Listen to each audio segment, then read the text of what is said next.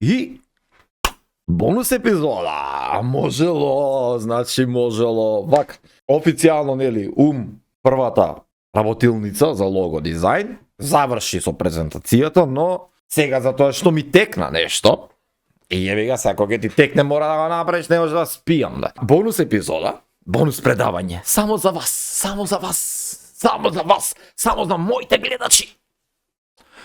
Што би рекле другите? Само се вие сте... Не, брат, битна ствар е. Денешната лекција е разговорна. Да не може да биде и митка, ама го ставив како ум. Зашто?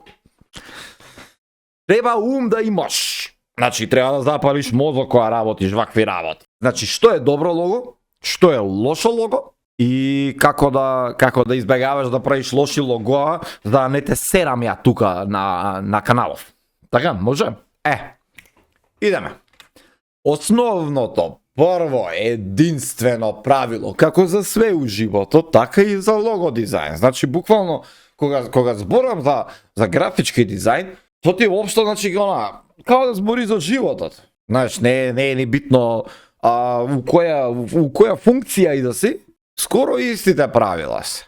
Првото правило, едноставно лого е добро лого. Колку е поедноставно, толку е подобро. Колку е покомплексно, толку е полошо.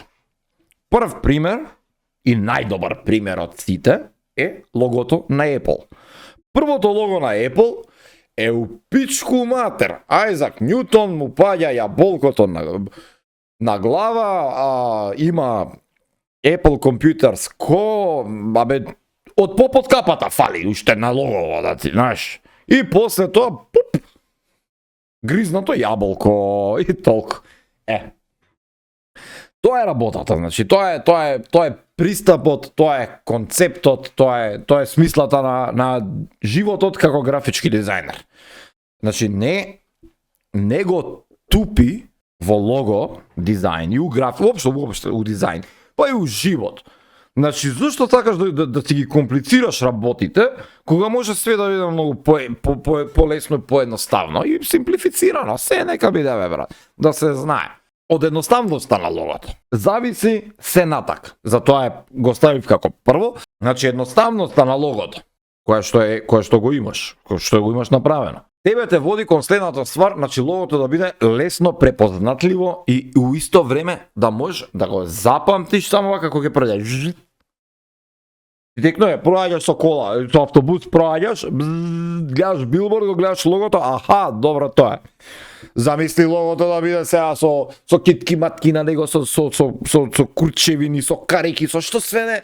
Кој ќе му текне до тоа лого? Значи, не постои човек кој што ќе го запамти тоа. Од друга страна, нели, што го викаат, bad marketing is good marketing. Да и не. Значи, ако те запамтам по-лошо, ќе те знам по-лошо. И ќе мислам лошо на тебе.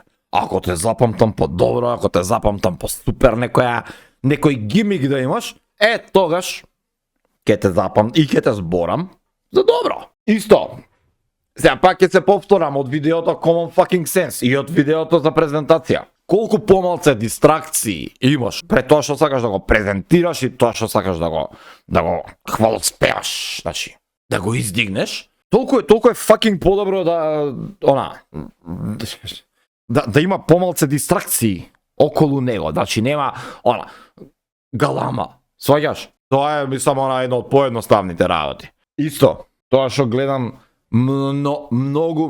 премногу луѓе го прават ова. Зима и следи јебани трендови за тоа што денеска така кажале некој негде на интернет пишал и направил некое говно кое што има малце повеќе интеракција, повеќе лајкови има собрано и одма сите по тој тренд. Куров ми, мислиш, брат, што направивме да го ебам? Кока-кола е најубав пример за таймлес лого. Направено е пред пичке си мајчине години. Нема некои големи итерации и промени во логото. Истото е. Од А до Ш. Истото лого. 1880 година е направено логото. Како може тоа, значи тоа лого да е толку препознатливо и толку добро, и тој бренд да е толку голем, а истиот бренд да не следи трендови. Зошто е тоа така? Тоа е така затоа што они не ги следат трендовите, туку поставуваат како да му дојде, поставува некаков критериум за тоа што е добро, што е лошо. Затоа не ги следи тие глупи трендови. На почеток на 2000-ти тука негде се појави еден од најружните трендови на свет што се имаа појавено. Тоа беше Web 2.0. Значи, такви шајни, 3D, говна се испојавија тогаш. Секое копче имаше милиарда дистракции во него. Секое лого беше такво 3D-исано. Значи, анцерот на графичкиот дизајн и графичките трендови беше тоа. Web 2.0. После Web 3.0 испадна поголем канцер од тоа со сите тие NFT-ња, крипто, мипто, курсе стресе, ама ова дефинитивно визуелно изгледаше најлошо. Исто, многу битна работа. Зошто тренд не треба да се следи? Затоа што ако го следиш трендот, ти правиш генеричко лого, значи правиш фотокопир,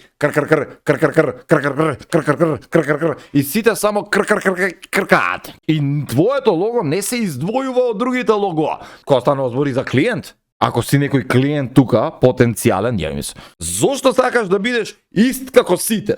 Зошто? Why? I am confusion. Остај. Биди свој, бе, да му автентичен биди, уникатен, автентичен. Достоен на тоа што го правиш. Немај сега со толпата, со сите. Прво ќе се изгубиш од таа толпа. Никој не тебе 2%. Никој не те гледа, бе, брат. Таму. Нема се заебаш. Така да гледај кога правиш лого да биде што е можно подобро логото и поуникатно и таймлес да биде и значи да можеш да функционира логото во секоја генерација, во секоја итерација и во секоја можна средина, твоето лого да изгледа вака. Од тука веќе. Значи се тргаме, идеме кон тоа како треба да изгледа логото технички. Сега, технички приспособливо лого значи дека твоето лого дали ќе биде у боја, дали ќе биде црно-бело, дали ќе биде у трета боја. Треба сегде да може да се адаптира и сегде да се направи. Ставаш таму градиент и куров ми нешто едно друго, ела испечати го тој градиент. Си ставил неон бои у RGB, ела испечати ги од смик. И сега некој ќе се појави паметен у коментар, сигурно ќе каже, моето лого нема да треба да се штампа. Друже, до тука ли сакаш да застане твојата бизнис идеја, твојот бренд? Така, ако дојде моментот за штампање нешто, ако треба да се направи, знаеш, мојот бренд никад не планирав да биде иштампан.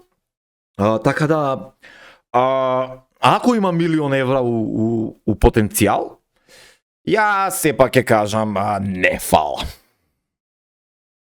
Ало? Ало? Што правиш? Ги спомнав, нели? Генеричко лого. Сите претходни ставки кои што ги кажав, сегде некако се надоврзував на тоа дека збориме за генерички логоа. И како не треба да ги правиш. Значи не следи трендови, не прави.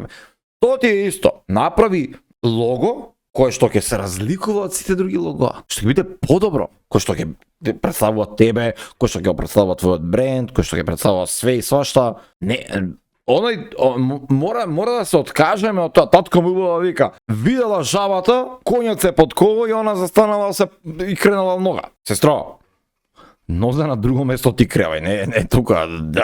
Дај, ајде. Многу е common sense, но значи она цело време го тупам истово. Боја.